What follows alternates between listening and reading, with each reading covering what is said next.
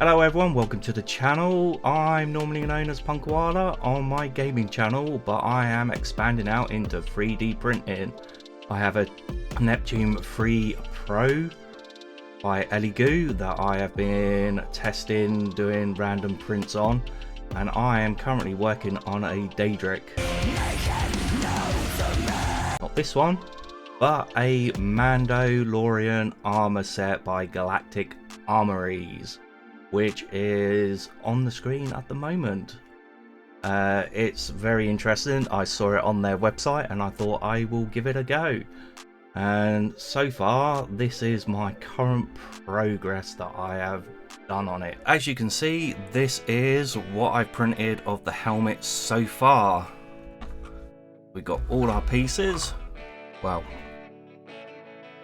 4 top pieces. And I have which I will find it. So this one was my very first print on the printer. You can see the layer lines. It lifted up this end, and pretty much most of my other prints I had lifting issues from the plate, some adhesion. I have played around with it. I've sought help from other channels like Frankly Builds and also Mando Mercs.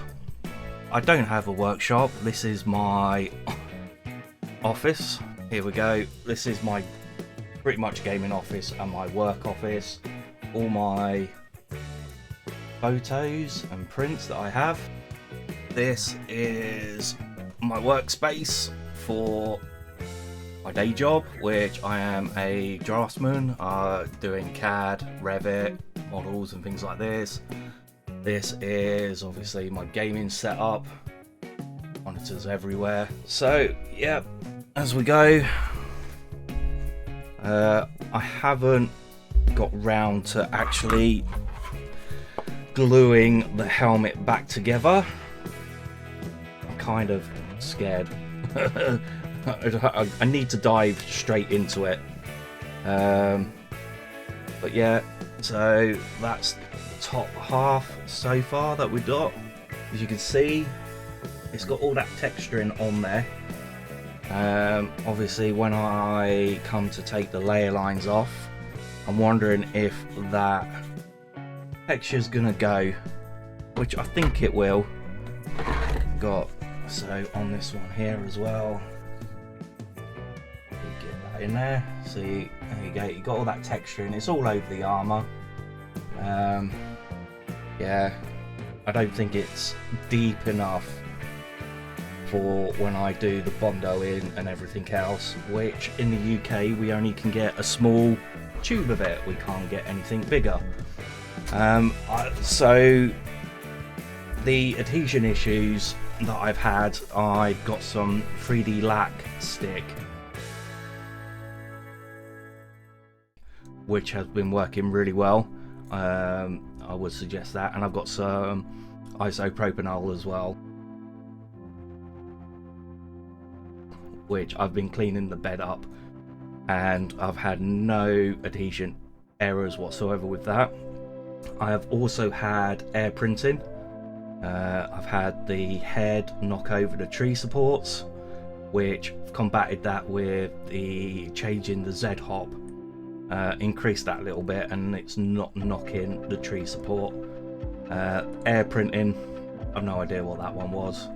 The printer is level. I'll check it every time we do a print. The printer's not here. It's actually at my mate's house, because the only way I could get a printer was having it at his. Miss Punk wouldn't let me have it at home because we got nowhere. I would at some point like to change the shed at the end of the garden into a usable workspace, but obviously that's a money situation. They're not cheap. I have designed it in Revit. I've done the whole garden and the design of what I would ideally like to have. Just picking random bits off of this failed print this is one of the ones that was air printing. It also jumped from the looks of that. So yeah, this is going to be my basically documenting the process of doing the Mandalorian armor. Hopefully we are going to what is it, the Force? There's a Star Wars convention happening next year. We went to this year's one in York, really good, and it's back in our hometown again next year, so we will be going to that. So that is what I've got so far.